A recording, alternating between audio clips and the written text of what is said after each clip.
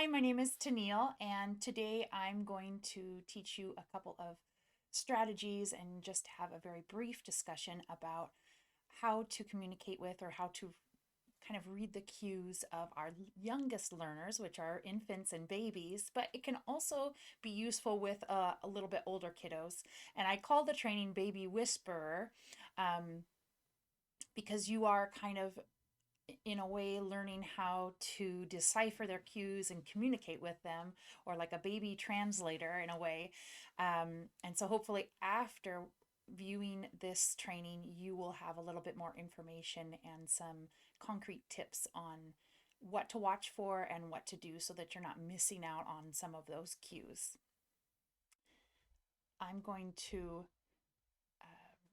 share my screen and show you presentation while I am talking. And most of these slides are available also for you to view. Um, okay.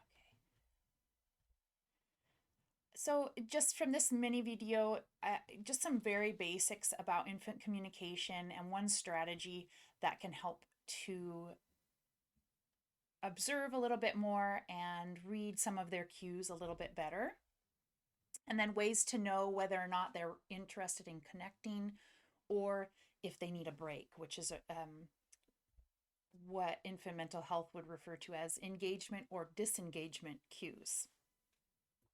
The strategy is from the Hannon Institute, which they specialize in speech and communication therapy and information, but these are techniques that can work for all kiddos, not just kiddos with speech and language delays. Observe, wait, and listen, and they refer to it as OWL. So owl is the animal. Observe, wait, and listen. And so we are going to be focusing on that, and I'll have a couple of videos and pictures for you to kind of see more specifically what that means.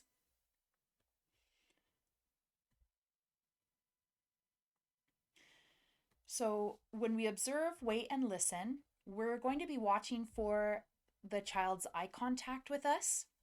We're going to be watching for how they move their body, and they're going to be listening for whatever cries or noises they make, but then also noises that are happening in the environment as well.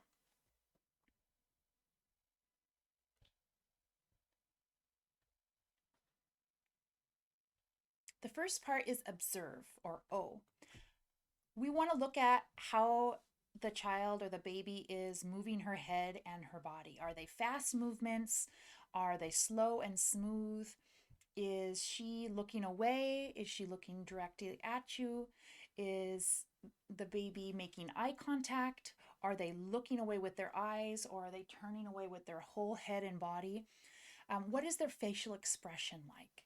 What other things are they doing with their hands or with their body that might give us those tips or cues? And some of the ones that are giveaways are if they're scratching their head or pulling their hair or at their ear, if they're looking away with their eyes or turning away with their head, as I said, if their hands are clenched or they have more rigid body movements, and then if they're rubbing their eyes. So those are some really basic ones that show us that they're kind of a little bit stressed, or they're showing that they are not ready to connect, or they need some sort of a break or a change.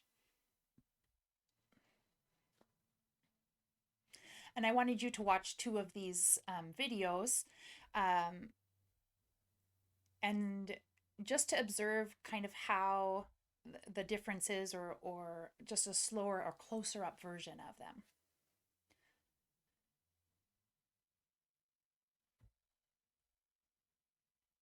So in this first one, the mom or the caregiver is holding on to the child's hands, and he is making more kind of jerky movements with his hands. He's sticking his tongue out, he's moving his head around, grimacing, kind of making that face with his mouth. So those are a few very subtle cues that he needs something. It could be that he's just cold because he doesn't have any clothes on, but those are some things that we could read that he is working on trying to kind of control his state or control um, his body or regulation. And then also the caregiver, that would be a nice cue to kind of watch and see if it got any better, or if he was able to kind of be okay and be comfortable in that position, or if something needed a change. In the second video, the child is a little bit more engaged and actively seeking out the caregiver. And we can't see his or her expression, but we can see that the movements are more smooth and gentle, as much as they can be for an infant. And also, they're reaching out for the caregiver or the mother's face. And there's direct eye contact. The child, the whole time, is looking at the caregiver's mouth, looking at the caregiver's face, and doesn't turn away. And the caregiver at the same time is also engaging by um, moving slowly, looking, getting closer, and also speaking slowly or softly. And you can't hear the video, but the original video, that's how it is.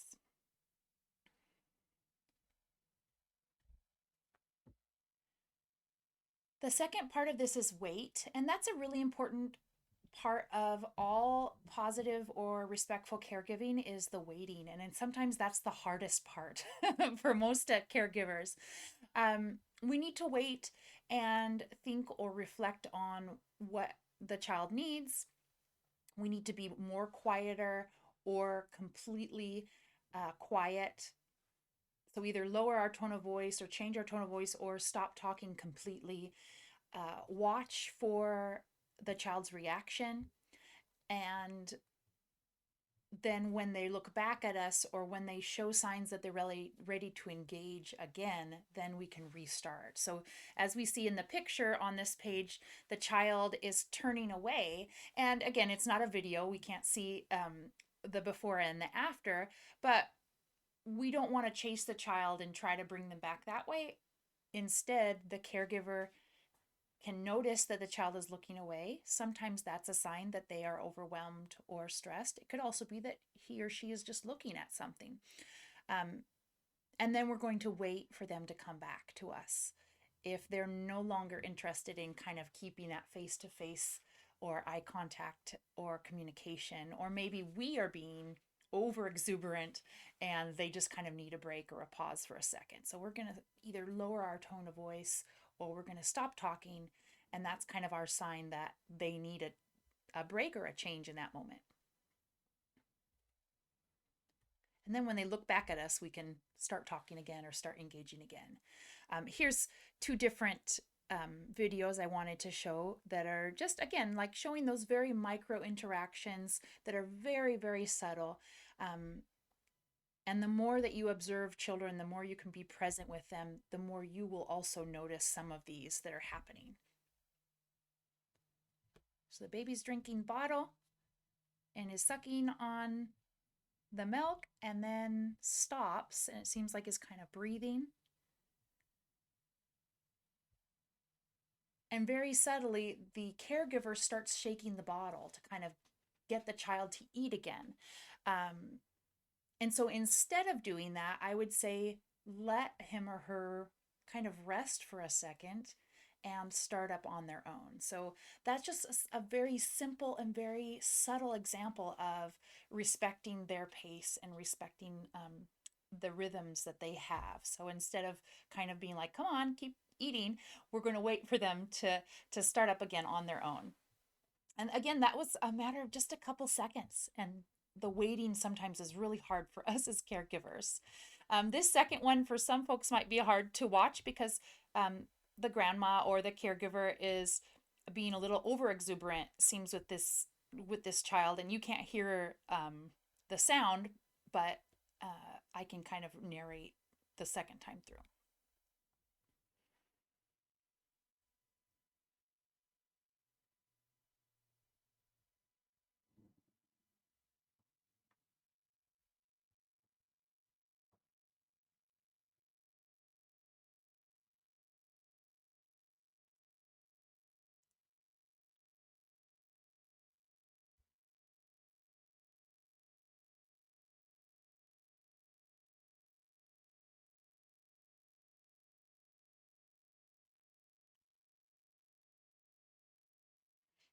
So we'll watch it one time and then I'll narrate through it.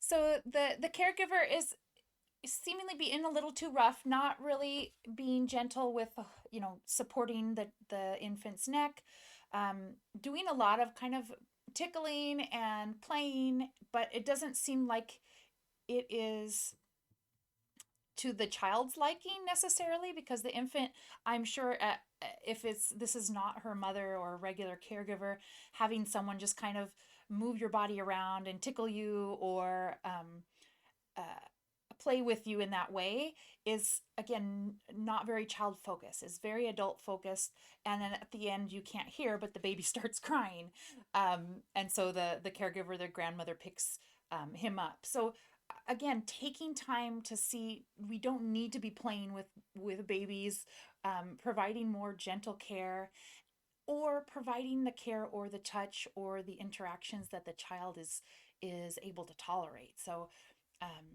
without knowing that child individually, we don't know if that's how they like to be touched and held. But it seems like in the end, the child was giving off cues that he or she was not enjoying herself, and that it was um, very abrupt. Some of the movements or some of the play or treatment that the baby was receiving.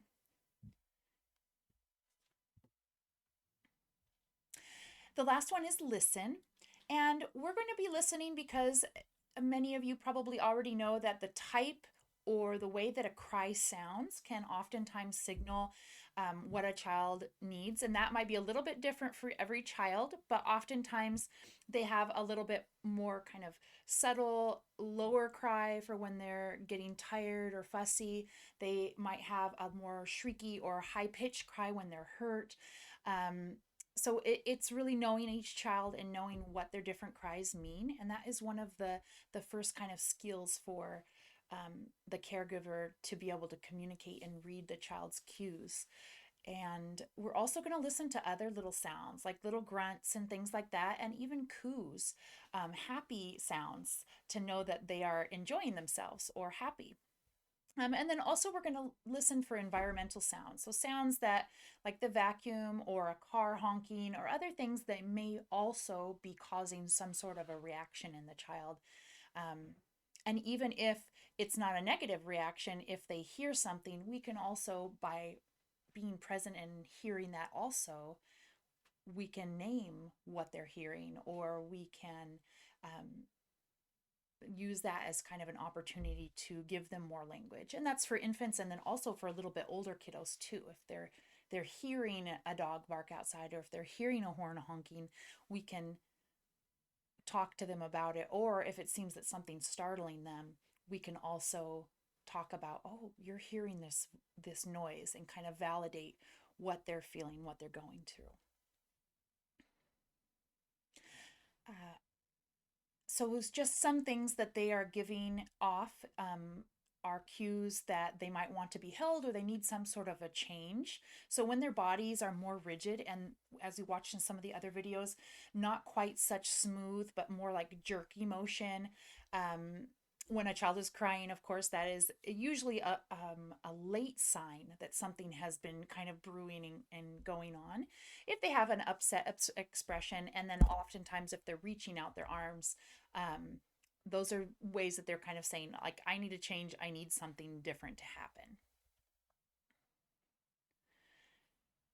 On the opposite end, children who are ready to connect with us, we need to use those times and those cues as a moment to connect more with them, be able to interact with them more, and really make the most of those moments. So when they're making direct eye contact with you, as you see this child there, he has bright eyes. It has kind of like, I'm ready to talk to you, I'm ready to learn, attentive expression. And their bodies are going to be more relaxed and not so kind of rigid or jumpy.